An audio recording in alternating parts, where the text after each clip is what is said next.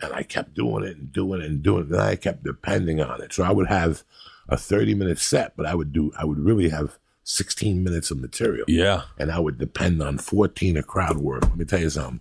It's like shooting dice. It's like shooting dice. You could kill a show. So my goal was to go in there improvising and then close it with material. And it got a little better, but it was still lacking. And then when I came to L.A., was where... Dude, totally different. You better not say a word to the audience in front of Mitzi Shore. Dude, never. Unless you're spectacular like Rick Ingram. You better not say a word. And you could see when a comic moves from another town where they have that bad habit. Yeah. In fact, a guy hit me up a few days ago. That's a dear friend of mine. He lasted a week in L.A. because he was opening up with that shit from the South. How you guys doing tonight? It's great to be here in L.A. How about a big round of applause for the troops? Oh. That kills L.A. crowds. I have nothing against the troops. I have nothing against celebrating. L.A. just doesn't work that way. And then he started talking to the audience. And they, what do you do for a living? And the guy's like, oh my God, he did it at the Improv. Dude. And it was a slow death. And I tried to help him out because he was a dear friend of mine. And I had Brea then. So I gave him a spot in Brea the following week. And he went down to Brea and he did the same thing. And it was the longest feature spot of my life. And when he got off, he told me some story about his relative getting sick. That he had to go back and watch him. And I looked at him and I just knew that L.A. it took him, I know it took him a week to break him. I think 10 days. I know another guy that came, got an apartment, moved into it for a week, went to the Improv, went home, packed his bags, and went right back to New Mexico. And he still does comedy. And every 2 years, he'll hit me up with a Facebook or some type of email. Hey, man, I should have stuck with it. Dude. I'm fucking sorry. When I got out here, I had a TV show. I've moved out from New York, but I had those New York tendencies of crowd work first. It murdered in New York. New York crowd work. Yeah, they love it. You could do. They love it. Yeah.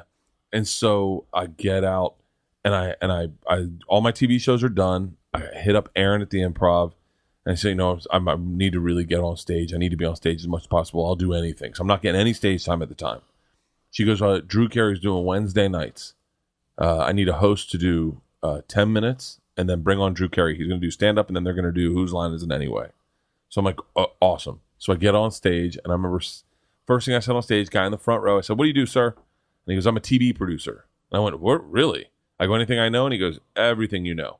And I went, wow, can you get me a job? And he goes, I don't know, man. Why don't you tell a joke first?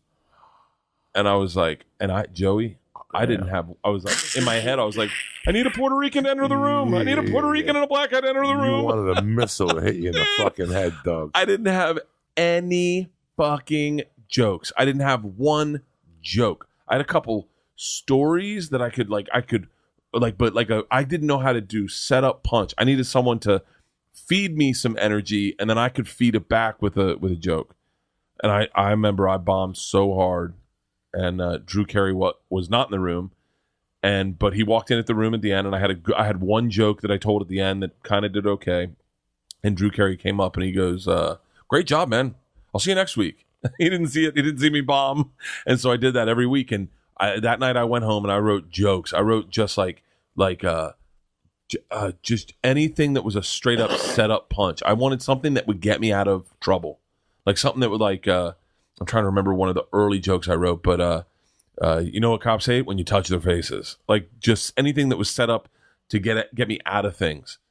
And then when I went on the road, I got back into that lazy habit of like you could just go up and crowd work with murder, and you could, I'm telling you right now, I swear to God, the shift in my career was that machine story when Joe said. This is one of my favorite memories in this business I'll ever have. Joe said, you got to tell that on stage. And I was like, oh, it's not a stage story. He goes, no, you have to. And everyone listening right now, this is like episode 60 of the Joe Rogan Experience. He's like, everyone listen right now. You yell it out in the clubs until he tells it. You make him tell that story on the road. Call him the Machine. From now on, he's only to be known as the Machine. That next weekend I was in Columbus, Ohio. I do a set. It's fine. Not memorable. A lot of crowd work, a lot of fucking with the audience, killing a beer, shirts off, and I get to the end of my set, and this kid in the front row, they're yelling the machine, and I go, hey guys, I'm not going to tell it. And this kid in the front row, I don't know who this kid is. He was an angel. He looked at me, he goes, hey Bert, you got to tell the story, man. We understand it's not going to be good, but you got to tell it, and we'll sit through it, but you got to tell it if it's going to get good. So just tell it, man. And everyone's like, yeah, Bert, just tell it. Just tell it. And so, Joey, I bombed for 15 minutes telling that machine story, and I got done, and they were at the meet and greet. They're like, hey, you did a good job. You got to tell it next show, man. You got to tell it next show. I told that story for, I want to say, 4 fucking years where it just bombed. But once I did that, I figured out how I could write for myself. I didn't need these, like, there was these coverall. I'm gonna say this. I don't mean it disrespectful, but there was a coverall Dane Cook approach to comedy that a lot of us guys took. A lot of us guys had those jokes like, you know what's fun to do? When you walk into a room, you do this, that, and then tell your buddy, punch him in the dick, and you're like, ah, what's up? I'm out, bitches. And that was like the premise of writing jokes. You know, I had a lot of them. A lot like, you know what happens when you know what you do when you're in a fight with your wife? 12 words. Say, I love you. You are right. You win. I love you, whatever. And then you go back in bed with her, and that night while she's sleeping, you cut her hair. Like, it was almost like fun boy comedy. And I had a departure from that fun boy comedy, and I really started, and Ari, I think Ari got obsessed with storytelling. And he started his storytelling show, and you could go in and tell a story, and it was a different way to write for yourself. That shifted everything for me. And now I'm looking at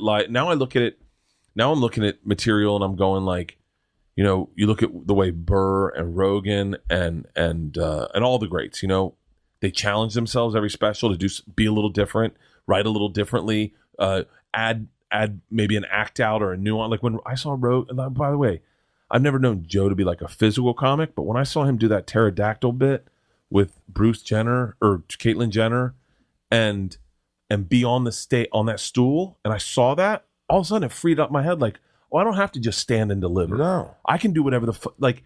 But you look at your. Did you watch Sebastian? Oh, you weren't at the store last night. I was watching Sebastian. Dude, he burnt 1,000 calories. His new special is going to be fucking insane. He burnt 1,000 fucking calories. Dude, he's been one of the biggest comics in this country. One of the top 10 earning comics. He hasn't had a special out in 3 years. All that shit's just off Showtime. Shish off Showtime. When his Netflix special drops. We're going in like fucking Marines, you understand me? Welcome to church, motherfucker.